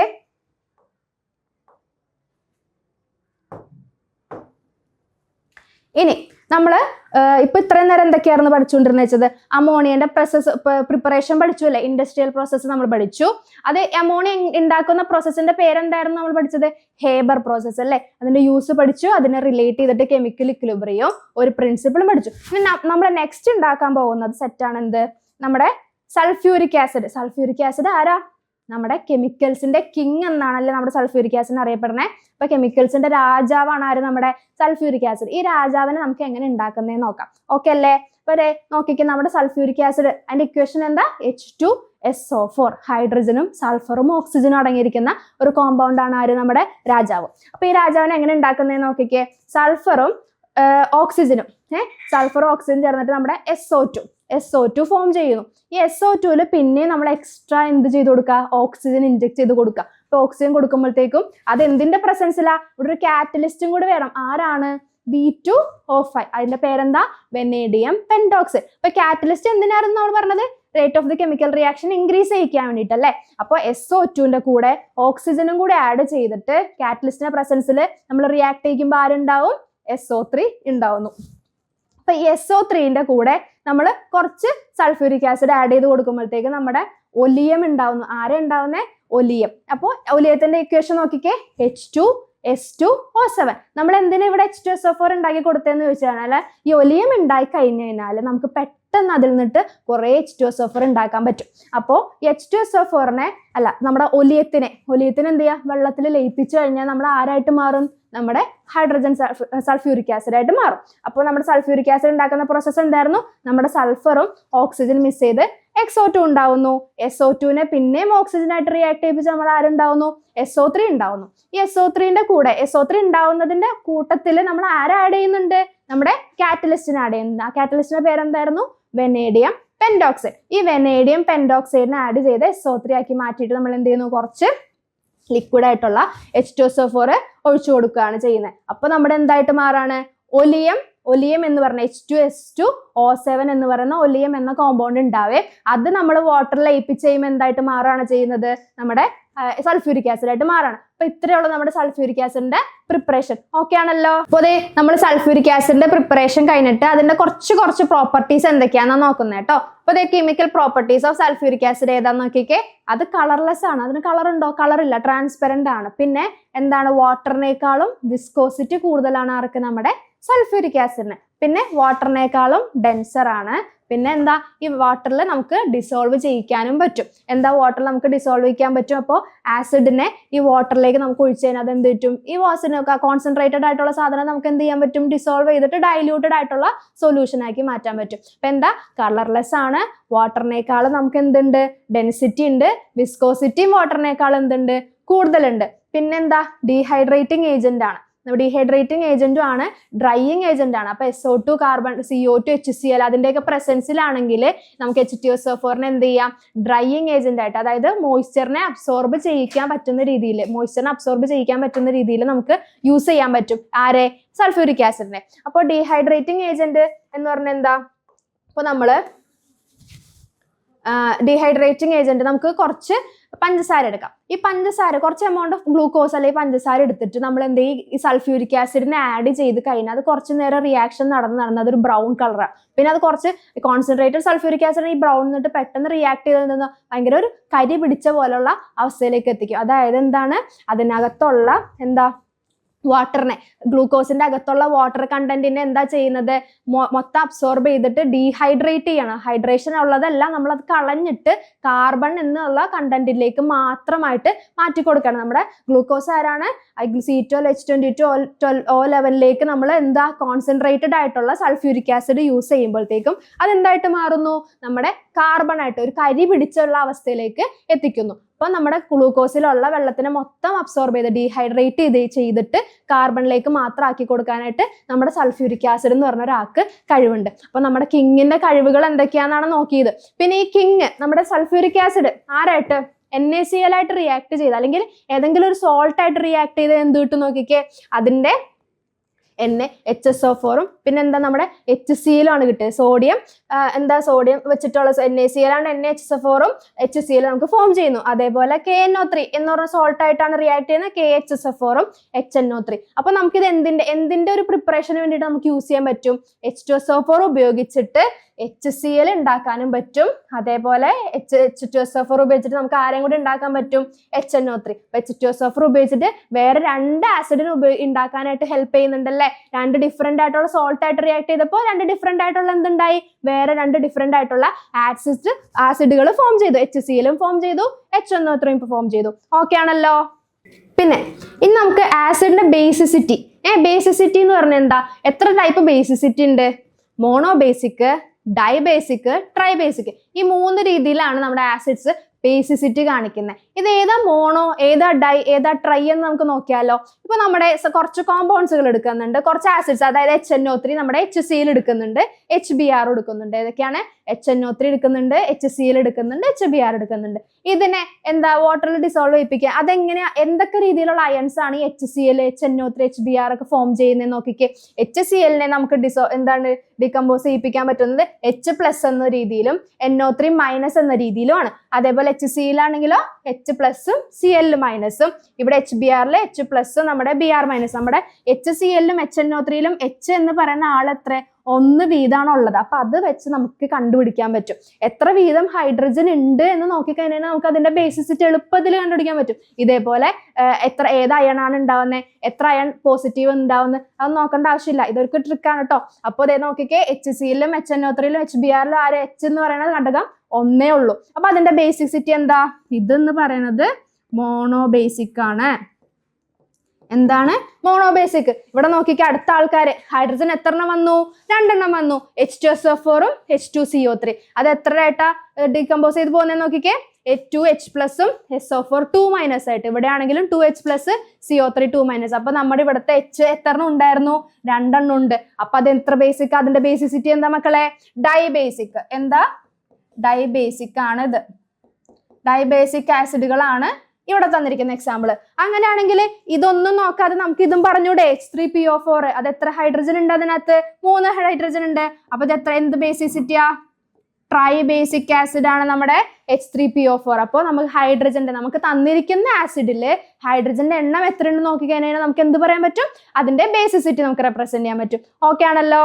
ഇനി നെക്സ്റ്റ് നമ്മൾ അമോണിയ പറഞ്ഞു, ഹൈഡ്രജൻ സൾഫ്യൂരിക് ആസിഡ് പറഞ്ഞു. ഇനി നമ്മൾ ആരുണ്ടാക്കാൻ പോകുന്നത് നോക്കിക്കേ? നമ്മുടെ സോഡിയം ഹൈഡ്രോക്സൈഡിനെ. ആരെയാണ്? Sodium hydroxide. ആ സോഡിയം ഹൈഡ്രോക്സൈഡിന്റെ കെമിക്കൽ ഫോർമുല എന്താണ്? NaOH അല്ലേ? NaOH നമ്മൾ എങ്ങനെ ഉണ്ടാക്കാൻ പോകുന്നത് എന്നാട്ടോ നോക്കുന്നേ. ഈ NaOH ഉണ്ടാക്കുക നമ്മൾ കുറച്ചധികം പ്രോസസ്സുകൾ പേര് പിടിച്ചു. അമോണിയ ഉണ്ടാക്കുന്നത് ഹേബർ പ്രോസസ്സ്, അതേപോലെ സൾഫ്യൂരിക് ആസിഡ് ഉണ്ടാക്കുന്നത് എന്ത് പ്രോസസ്സാ? Contact process. അതേപോലെ നമ്മുടെ സോഡിയം ഹൈഡ്രോക്സൈഡ് ഉണ്ടാക്കുന്നത് എന്ത് പ്രോസസ്സാന്ന് നോക്കിക്കേ മക്കളെ? ക്ലോർ ആൽക്കലി പ്രോസസ്. എന്ത് പ്രോസസ്സാണ്? ക്ലോർ ആൽക്കലി പ്രോസസ്. അത് ക്ലോർ ആൽക്കലി പ്രോസസ്സ് വഴി നമ്മൾ എങ്ങനെയാണ് സോഡിയം ഹൈഡ്രോക്സൈഡ് ഉണ്ടാക്കുന്നത് നോക്കാം. അതിന് ഒരു എക്സ്പെരിമെന്റൽ സെറ്റപ്പ് ഉണ്ട്. നമ്മൾ നമ്മുടെ അമോണിയ ഉണ്ടാക്കിയപ്പോൾ ഒരു നോർമലി അമോണിയ ഉണ്ടാക്കുന്നത് എന്തായിരുന്നു? ഒരു ഇൻവേർട്ടഡ് ആയിട്ടുള്ള ഇൻക്ലൈൻഡ് ആയിട്ടുള്ള ടെസ്റ്റ് ട്യൂബ് വെച്ചിട്ട് അങ്ങനെയൊക്കെയല്ലേ നമ്മൾ ചെയ്തത്. അതേപോലെ നമ്മുടെ സോഡിയം ഹൈഡ്രോക്സൈഡിന് ഉണ്ടാക്കാനും ചെറിയൊരു സെറ്റപ്പ് ഉണ്ട്. എന്താ നോക്കിക്കേ? ഈ ഒരു സെറ്റപ്പിന് നമ്മൾ വിളിക്കുന്ന പേരാണ് എന്ത്? മെംബ്രെയിൻ സെൽ എന്ന്. എന്താ വിളിക്കുന്നത്? മെംബ്രെയിൻസ്. ഈ മെംബ്രെയിൻ സെല്ല് യൂസ് ചെയ്തിട്ടാണ് ക്ലോർ ആൽക്കലി പ്രോസസ്സ് വഴി നമ്മൾ ആരുണ്ടാക്കുന്നത്? നമ്മുടെ സോഡിയം ഹൈഡ്രോക്സൈഡിന് ഉണ്ടാക്കുന്നത് കേട്ടോ. നോക്കിക്കേ, മെംബ്രെയിൻ മെംബ്രെയിൻ അല്ല കേട്ടോ, നമുക്ക് ബയോളജി അല്ല വേണ്ടത്, നമുക്ക് ആരാണ്? കെമിസ്ട്രി. മെംബ്രെയിൻ സെല്ലാണ് യൂസ് ചെയ്യുന്നത്. അപ്പൊ മെംബ്രെയിൻ സെല്ലിൽ നമ്മൾ എടുക്കുന്ന ആള് ഈ ഒരു സെക്ഷനെ, ഈ ഒരു സൈഡ് നമ്മുടെ എന്താണ്? ആനോഡായിട്ടും ഈ ഒരു സൈഡ് എന്താണ്? നമ്മുടെ കാഥോഡായിട്ടാണ് ആക്ട് ചെയ്യുന്നത്. എന്താണ്? ഇവിടെ ആനോഡും ഇവിടെ കാഥോഡും. നമ്മൾ എന്ത് ചെയ്യും? ഇതുവഴി നമ്മൾ NaCl സൊല്യൂഷൻ, ആരാണ്? നമുക്ക് സോഡിയം സോഡിയം ഹൈഡ്രോക്സൈഡ് ആണ് വേണ്ടത്. നമ്മൾ എടുക്കുന്നത് ആരാണ്? NaCl സൊല്യൂഷൻ, സോഡിയം ക്ലോറൈഡ്, നമ്മൾ ഉപ്പുവെള്ളം. അതെന്ത് ചെയ്യും? NaCl സൊല്യൂഷൻ നമ്മൾ ആനോഡിലേക്ക് പാസ് ചെയ്യിപ്പിക്കും. ആനോഡിലേക്ക് NaCl നമ്മൾ ഉപ്പുവെള്ളം പാസ് ചെയ്യിപ്പിക്കുമ്പോഴത്തേക്കും ഈ NaCl എന്തായിട്ടൊക്കെയാണ് അയണൈസ് ചെയ്യുന്നത്? Na+ഉം Cl-ഉം. ആരൊക്കെയാണ്? Na+ എന്ന് പറഞ്ഞാൽ പോസിറ്റീവ് ആളുണ്ട്, Cl- എന്ന് പറഞ്ഞാൽ നെഗറ്റീവ് ആളുണ്ട്. ഈ Na+ എന്ന് പറയുന്ന ആൾ അവിടെ നിൽക്കട്ടെ, പ്ലസിനെ നമുക്ക് പോസിറ്റീവ് ആയിട്ട് അവിടെ മാറ്റി വെക്കാം. നമ്മുടെ Cl- എന്ത് ചെയ്യും? നമ്മൾ ആനോഡിൽ വന്നിട്ട് എന്ത് ചെയ്യും? ലിബറേറ്റ് ചെയ്യും. Cl- നമ്മുടെ ഗ്യാസ് അല്ലേ, അത് ലിബറേറ്റ് ചെയ്ത് എന്ത് പറ്റും? ഈ ഒരു വഴി പുറത്തേക്ക് പോകും. അപ്പൊ നമുക്ക് ക്ലോറിൻ ഗ്യാസ് കിട്ടുന്നുണ്ട്. അത് ഇവിടുത്തെ ഒരു അഡ്വാൻറ്റേജ് ആണ്. നമുക്ക് ക്ലോറിൻ ഗ്യാസ് വേറെ വല്ല പ്രോസസ്സിന് വേണമെങ്കിൽ നമുക്ക് എന്ത് ചെയ്യാം? ഈ ഒരു ടെക്നിക്ക് വഴി നമുക്ക് എക്സ്ട്രാ കിട്ടുന്ന ഒരു ബൈ പ്രൊഡക്റ്റ് ആണ് ക്ലോറിൻ ഗ്യാസ്. അപ്പൊ നമുക്ക് ക്ലോറിൻ ഗ്യാസിനെ നമുക്ക് അവിടെ എന്ത് ചെയ്യാം? ഉണ്ടാക്കാനായിട്ട് പറ്റും അല്ലെ? അപ്പൊ അതേ നോക്കിക്കേ, ക്ലോറിൻ ഗ്യാസ് നമുക്ക് ഇതുവഴി പുറത്തേക്ക് ഗ്യാസ് ആയിട്ട് പോകുന്നുണ്ട്. വേണമെങ്കിൽ കളക്ട് ചെയ്ത് നമുക്ക് മാറ്റി വെക്കാം, വേറെ ഉപയോഗിക്കാമെങ്കിൽ. പിന്നെ ഉണ്ടാവുന്ന Na എന്ന് പറയുന്ന സാധനം ഇവിടെ ആനോഡിനെയും കാഥോഡിനെയും സെപ്പറേറ്റ് ചെയ്ത് വെച്ചിരിക്കുന്നത് എന്താണ്? ഒരു മെംബ്രെയിൻ ആണ്, ചെറിയൊരു മെംബ്രെയിൻ. ആ മെംബ്രെയിൻ വഴി എന്ത് ചെയ്യും? ഇതിലിങ്ങനെ പാസ് ചെയ്ത് നമ്മൾ ആര് പോവും? സോഡിയം പോവും, Na+ പോവാണ്. പിന്നെ ഇവിടെ നമ്മൾ NaCl കൊടുക്കുന്നുണ്ടെങ്കിൽ ഇപ്പുറത്തുനിന്ന് ആരെയാ കൊടുക്കുന്നേ? വെള്ളം, H2 കൊടുക്കുകയാണല്ലേ. H2 എന്തൊക്കെയായിട്ടാ മാറുന്നേ? H2+ എന്താണ്? H+ ഉണ്ട്, OH- ആയിട്ട് മാറും അല്ലെ. ഇവിടെ Na എന്തൊക്കെയായിട്ടായിരുന്നു മാറിയത്? Na+ഉം Cl-ഉം. ഇവിടെ എന്തൊക്കെയാ മാറുന്നത്? H+ ഉണ്ട്, OH- ഉണ്ട് അല്ലേ. H+ ഉണ്ട്, OH- ഉണ്ട്. അതെന്താണ്? ഈ ഹൈഡ്രജൻ എന്തായിട്ട് മാറുന്നുണ്ട്? ഹൈഡ്രജൻ 2 ഇലക്ട്രോൺ അക്സെപ്റ്റ് ചെയ്ത് ഹൈഡ്രജൻ ഗ്യാസ് ആയിട്ട് ഇവിടുന്ന് മുകളിലേക്ക് പോകുന്നുണ്ട്. ഇവിടെ ക്ലോറിൻ 2 ഇലക്ട്രോൺ അക്സെപ്റ്റ് ചെയ്തിട്ട് എന്താ ക്ലോറിൻ ഗ്യാസ് ആയിട്ട് പോയില്ലേ? അതേപോലെ ഇവിടുന്ന് ആരെങ്കിലും പോകണ്ടേ? ഇവിടുന്ന് ആരാ പോകുന്നത്? നമ്മുടെ ഹൈഡ്രജൻ ഗ്യാസ് പോകുന്നുണ്ട്. അപ്പൊ ഇവിടെ വന്നിരിക്കുന്ന Na+ എന്ന് പറയുന്ന ആളില്ലേ, Na+ എന്ന് പറഞ്ഞ ആള് നമ്മുടെ OH- അതായത് വാട്ടറിന്റെ പകുതി, ഒരാള് പോയി, ബാക്കി പകുതി ഉണ്ടല്ലോ, ആ പകുതിയായിട്ട് ചേർന്ന് നമുക്ക് എന്ത് കിട്ടും? NaOH കിട്ടുന്നു. നമുക്ക് എന്തായിരുന്നു വേണ്ടത്? NaOH അല്ലേ? കിട്ടിയല്ലോ. NaOHന്റെ കൂടെ നമുക്ക് ആരെയും കൂടെ കിട്ടിയിട്ടുണ്ട്, അതും കൂടി ഓർത്ത് വെക്കണേ. ക്ലോറിൻ എന്ന് പറയുന്ന ഗ്യാസും കിട്ടിയിട്ടുണ്ട്, ഹൈഡ്രജൻ എന്ന് പറയുന്ന ഗ്യാസും കിട്ടിയിട്ടുണ്ട്. നമ്മൾ എന്താ യൂസ് ചെയ്തത്? NaCl എന്ന് പറയുന്ന സൊല്യൂഷൻ, നമ്മുടെ സാധാ ഉപ്പുവെള്ളം, അതാണ് നമ്മൾ യൂസ് ചെയ്തത് കേട്ടോ. അത് നമ്മൾ എന്താണ്, ഒരു മെംബ്രെയിൻ സെല്ല് വഴി കടത്തി വിട്ടിട്ട്, മെംബ്രെയിൻ സെല്ലിന് ആരൊക്കെയുണ്ട്? ഒരു ആനോഡും ഉണ്ട്, ഒരു കാഥോഡും ഉണ്ട്. അപ്പൊ ആനോഡിൽ നമ്മുടെ എന്ത് ലിബറേറ്റ് ചെയ്യാണ്? ക്ലോറിൻ ഗ്യാസ് ലിബറേറ്റ് ചെയ്ത് മുകളിലേക്ക് പോകുന്നുണ്ട്. ബാക്കി Na+ എന്ത് ചെയ്യാണ്? മെംബ്രെയിൻ സെല്ല് വഴി അതിന് കാഥോഡിനെ ഭയങ്കര ഇഷ്ടപ്പെട്ടിട്ട് എന്ത് ചെയ്യണം? ഈ കാഥോഡിന്റെ അങ്ങോട്ടേക്ക് മൂവ് ചെയ്ത് പോവാണ്. അപ്പൊ ഈ Na+ ഇവിടുന്ന് നമ്മുടെ വാട്ടറും കൂടി Na+ വരുന്നത് കാണുമ്പോഴത്തേക്ക് വാട്ടർ ഇവിടുന്ന് വരുന്നുണ്ട്. അവര് തമ്മിൽ കമ്പൈൻ ചെയ്തിട്ട് എന്ത്? Na+ഉം ഈ OH- കമ്പൈൻ ചെയ്ത് നമുക്ക് എന്ത് കിട്ടുന്നു? സോഡിയം ഹൈഡ്രോക്സൈഡ് കിട്ടുന്നു. അതിന്റെ കൂടെ എക്സ്ട്രാ ഉണ്ടായിരുന്ന ഹൈഡ്രജൻ എന്താ?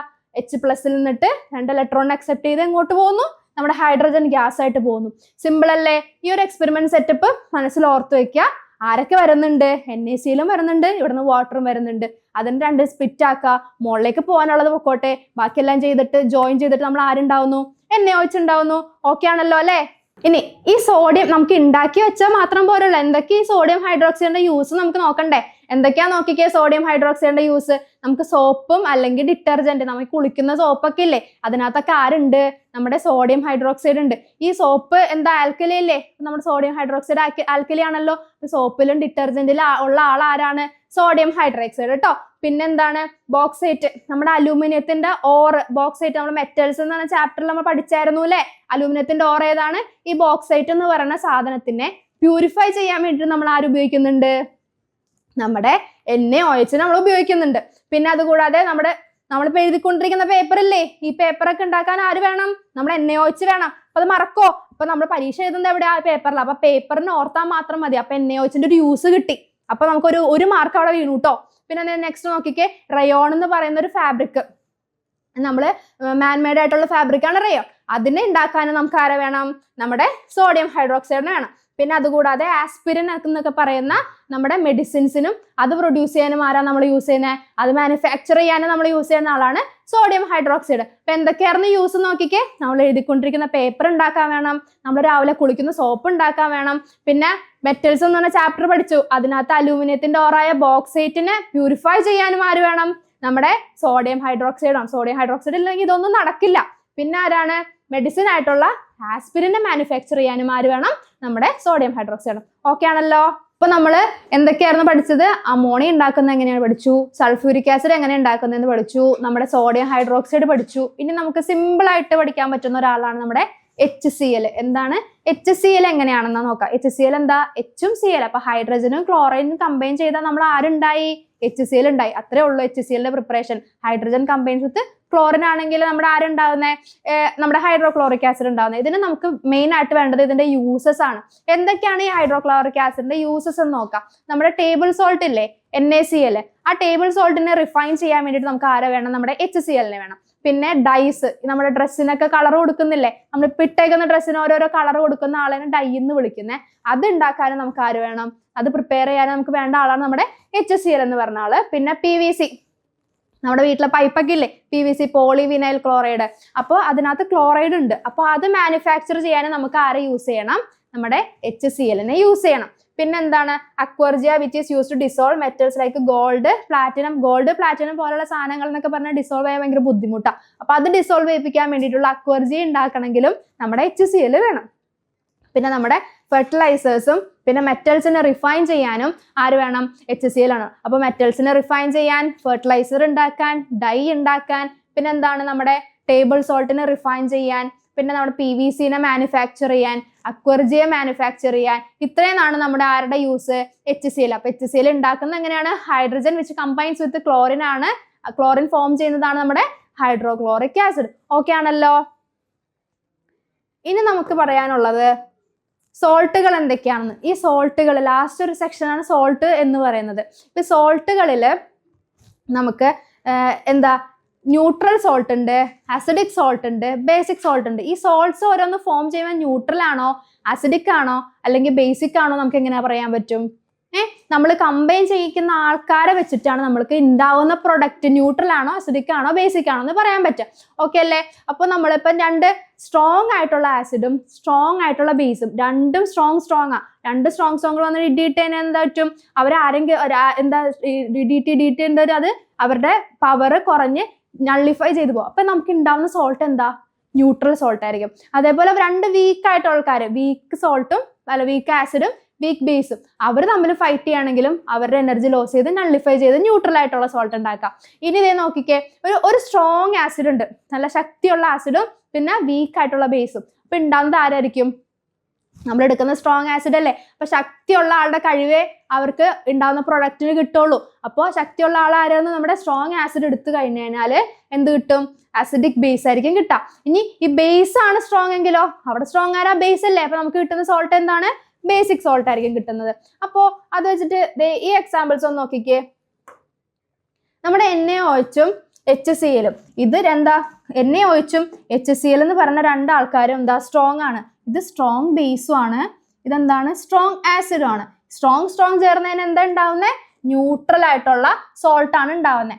ഇതിനകത്ത് NH4OHും HClഉം ആരാ നല്ല ശക്തിമാൻ? നമ്മുടെ HCl ആണല്ലേ. അപ്പൊ HCl ശക്തിമാനായി കഴിഞ്ഞാൽ എന്തായിരുന്നു? സ്ട്രോങ് ആയിട്ടുള്ള ആസിഡ് ആണ്. സ്ട്രോങ് ആസിഡ് നമ്മൾ യൂസ് ചെയ്യുന്നുണ്ടെങ്കിൽ നമുക്ക് ഉണ്ടാവുന്ന സോൾട്ട് എന്തായിരിക്കും? ആസിഡിക് ആയിരിക്കും അല്ലേ? സ്ട്രോങ് ആയിട്ടുള്ള ആളുണ്ടെങ്കിൽ അയാളുടെ നേച്ചർ തന്നെയായിരിക്കും നമുക്ക് ഉണ്ടാവുന്ന സോൾട്ടിനും കാണിക്കുക. അതേപോലെ H2CO3 NaOHും ഇതിനകത്ത് സ്ട്രോങ് ആരാണ്? നമ്മുടെ NaOH എന്താണ്? ബേസ് അല്ലേ? ഇപ്പൊ സ്ട്രോങ് ബേസ് ആണ് അവിടെ NaOH. അതുകൊണ്ട് അവിടെ ഉണ്ടാവുന്ന പ്രൊഡക്റ്റ് എന്തായിരിക്കും? ബേസിക് ആയിരിക്കും. ക്ലിയർ ആണല്ലോ? ഇപ്പോൾ സ്ട്രോങ് ആസിഡ് ഉപയോഗിച്ച് കഴിഞ്ഞാൽ നമുക്ക് ഉണ്ടാകുന്ന പ്രൊഡക്റ്റ് ആസിഡിക് ആയിരിക്കും. അതേപോലെ സ്ട്രോങ് ബേസ് ഉപയോഗിച്ച് കഴിഞ്ഞാൽ നമുക്ക് ഉണ്ടാകുന്ന പ്രൊഡക്റ്റ് എന്തായിരിക്കും? ബേസിക് ആയിരിക്കും. ഓക്കെ ആണല്ലോ അല്ലേ? ഇനി നോക്കിക്കേ, നമുക്ക് ലാസ്റ്റ് ആൻഡ് ഫൈനൽ സെക്ഷൻ ആണ് ഫെർട്ടിലൈസേഴ്സ്. ഈ ഫെർട്ടിലൈസേഴ്സ് നമ്മൾ എന്തിനാ യൂസ് ചെയ്യുന്നത്? നമ്മൾ ഈ ചാപ്റ്റർ തുടങ്ങിയപ്പോൾ തന്നെ പറഞ്ഞില്ലേ, മണ്ണിന്റെ അളവിന് കുറച്ച് എലമെന്റ്സിന്റെ അളവിന് വല്ല വ്യത്യാസം വന്നു കഴിഞ്ഞാൽ അല്ലെങ്കിൽ ആസിഡിക് നേച്ചറോ ബേസിക് നേച്ചറോ കൂടുതലായിട്ട് കാണിച്ചു കഴിഞ്ഞാൽ അതിനൊക്കെ ഒന്ന് ന്യൂട്രലൈസ് ചെയ്ത് നമ്മൾ അവിടെ ഉണ്ടാക്കാൻ പോകുന്ന ക്രോപ്പിനെ എന്ത് ചെയ്യണം? ഗ്രോത്തിന് ഹെൽപ്പ് ചെയ്യണം. അതിനുള്ള രീതിയിൽ മണ്ണിനെ മാറ്റിയെടുക്കാൻ വേണ്ടിയിട്ട് നമ്മൾ യൂസ് ചെയ്യുന്ന ആൾക്കാരാണ് ഫെർട്ടിലൈസർ. ഈ ഫെർട്ടിലൈസേഴ്സ് ഉണ്ടാക്കാൻ വേണ്ടിയിട്ട് നമ്മൾ മെയിൻ കമ്പോണൻസുകളൊക്കെയാണ് നമ്മൾ ഇതിന് മുന്നേ ഉള്ള ഇപ്പം അമോണിയ, HCl, H2SO4 എന്നൊക്കെ പഠിച്ച സാധനങ്ങൾക്ക് നമ്മൾ ഫെർട്ടിലൈസർ ഉണ്ടാക്കാൻ വേണ്ടിയിട്ട് ഒരു കീ ആയിട്ടുള്ള റോള് വഹിക്കുന്നുണ്ട്.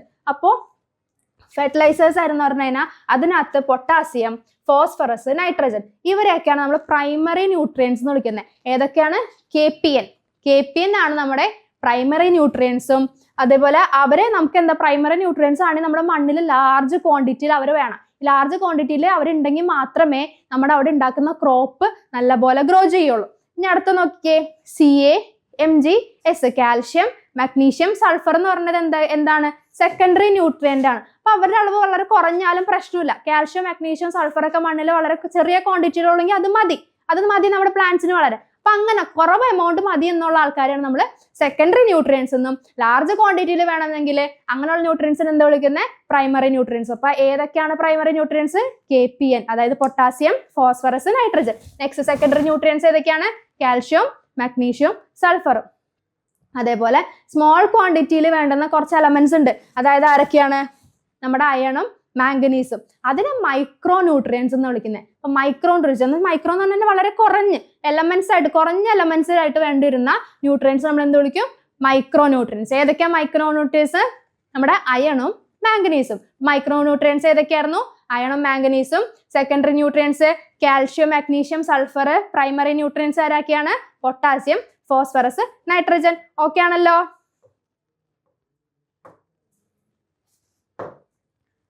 നോക്കിക്കേ, ഒരു ഫെർട്ടിലൈസറിന് വേണ്ടുന്ന കുറച്ച് ഗുണങ്ങൾ.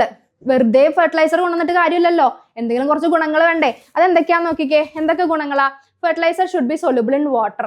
നമ്മൾ വെള്ളം ഒഴിച്ച് കൊടുത്തിട്ടാണ് നമ്മൾ ചെടി വളർത്തുന്നത്. വെള്ളം ഒഴിച്ച് കൊടുക്കുമ്പോൾ അത് അലിഞ്ഞു പോവാതെ വേറെ വേറെ സ്ഥലത്തേക്ക് ഒഴുകി പോയി കഴിഞ്ഞാൽ നമുക്ക് ചെടിക്ക് ഗുണമുണ്ടാവോ? ഇല്ല. അപ്പൊ നമ്മൾ ഒഴിച്ചു കൊടുക്കുന്ന വെള്ളത്തിൽ എന്ത്, ഈ നമ്മൾ ഇട്ട് കൊടുക്കുന്ന ഫെർട്ടിലൈസർ അലിഞ്ഞ് മണ്ണിലേക്ക് ഇറങ്ങാനായിട്ട് പറ്റുന്ന ഒരാളായിരിക്കണം ഫെർട്ടിലൈസർ എന്ന് പറയുന്നത്.